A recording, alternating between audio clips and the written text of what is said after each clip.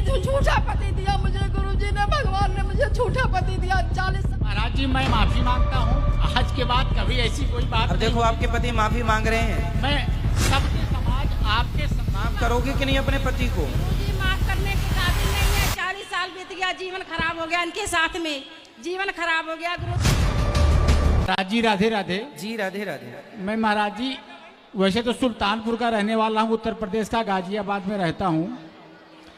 हमारी श्रीमती जी आई है, इनकी कुछ शिकायत है। मैं आपके समक्ष अगर हमसे कोई गलती हुई है, हम माफी मांगता हूँ। किससे? अपनी पत्नी से। क्या हो आप मैया बैठ जाओ सामने से, सब बैठ जाओ। मेरी माँ आप भी बैठ जाओ, सब बैठो, खड़े ना रहो। ये आपकी पत्नी से आप क्यों माफी मांग रहे हैं? क्या गलती की है आपने? इनके दिमाग में है जो भी चीज़ है कि मैं कुछ गलती किया हूँ परिवार के विषय में, घर के विषय में, इनको नहीं बताया हूँ। तो महाराज जी मैं घर में कुछ अपना भाई हमारे हैं, कुछ घर बनवा दिया, मैंने इनको नहीं बताया। अच्छा। मैंने यही सोचा कि हमारे पूर्वज हैं जो रह रहे हैं, हमको भगवान ने सब कुछ दिया हुआ है, हमने इनको नहीं बताया। आपने भाई की मदद की, आर्थिक रूप मदद से की, जी हाँ महाराज जी। आपने इनको नहीं बताया तो ये गुस्सा हो गई। इसी बात से ये हमसे नाराज रहती हैं। बात करा गुरुजी ये 40 साल से झूठ बोलते आए और बच्चों का कसम खाते आए, 40 साल हो गया। चलो आप सही बताओ। गुरुजी 40 साल से कसम खाते हैं, बच्चों को कसम खाते, झूठ बोलते हैं। मैंने आपका कथा सुना, आपका कथा सुना, आपने बोला कि जो झूठा है वही कसम खाता है। जब मैंने इनकी बात पकड़ी, जब इन्होंने 25 लाख रुपया का झूठ बोला, 7 साल बाद मुझे पता चला। और गुरुजी आपकी कथा सुनती रहती, रोती रहती हूँ। आप जब बोलते हैं कि स्वर्ग से आया संदेश, सुनो मेरी तो माँ, सुनो। और 40 साल से पूजा पाठ करती हूँ गुरुजी। मैंने ये कब कहा कि जो झूठा होता है वो कसम खाता है? मैंने सुना था गुरुजी आपने। वो किसी और बात में कहा होगा मेरी माँ, आपने गलत समझा। दशरथ जी ने राम जी की सौगंध खाई थी। जहां आदमी को विश्वास नहीं होता, फिर वहां आदमी मजबूर होकर कसम खाता है कि मैं कसम खा के कहता हूं कि बात सत्य है। तो जहां सत्य है वहां आदमी कोर्ट में भी गीता पे हाथ रख के कसम खवाई जाती है।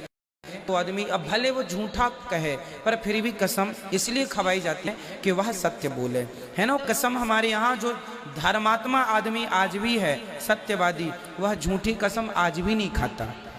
तो मैंने ये नहीं कहा होगा, कभी कहा होगा तो किसी और संदर्भ में बात कही होगी, आपने उसका गलत अर्थ कर लिया होगा। गुरुजी मेरे 3 बहू हैं, 3 बहू के साथ में ये मुझे डांटते हैं, मुझे डांटते हैं, मेरे से लड़ते हैं। तीनों बहुओं के साथ में ये मेरे से लड़ते हैं। चलो पति पत्नी है, चलो आप। महाराज जी मैं माफी मांगता हूँ, आज के बाद कभी ऐसी कोई बात अब देखो आपके पति माफी मांग रहे हैं। मैं सबके समाज आपके समक्ष आपको गुरुदेव मान के मैं देखो अब ये गलती इनने की है, चलो जो भी गलती हुई है मैं माफी मांगता हूँ। एक बार आशीर्वाद दीजिए। राधे राधे गुरुजी। जी।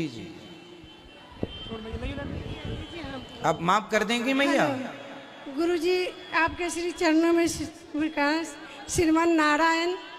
राधे राधे। मैया को थोड़ा बात कराओ, क्या कह रही हैं? जी मैया भी आप बात कर लेना, भी अंदर आप बात कर लेना। माफ करोगे कि नहीं अपने पति को? गुरुजी माफ करने के काबिल नहीं है, 40 साल बीत गया, जीवन खराब हो गया इनके साथ में, जीवन खराब हो गया गुरुजी। 40 साल। अच्छा ये बताओ, इनके साथ जीवन खराब हो गया 40 साल से, अब कौन सा अच्छा बनाने चाहती हो आप? अब मैं ये सोचती मैं यहीं पड़ी रहूंगी, आपके चरणों में पड़ी रहूंगी, इनके साथ नहीं जाऊंगी। नहीं, पति को छोड़ना नारी का, ये आपके पति केवल आपसे छोटी मोटी बात पर लड़ जाते हैं।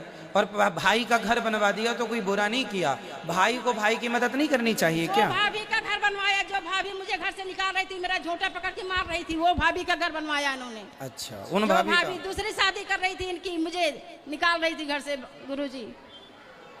अच्छा तो भाई ऐसा नहीं करना चाहिए उनको। पर आप बड़ा दिल रखो, उनने जो व्यवहार किया उसका दंड भगवान उन्हें देंगे। आपने उनके साथ अच्छा किया तो भगवान आपके साथ अच्छा करेंगे।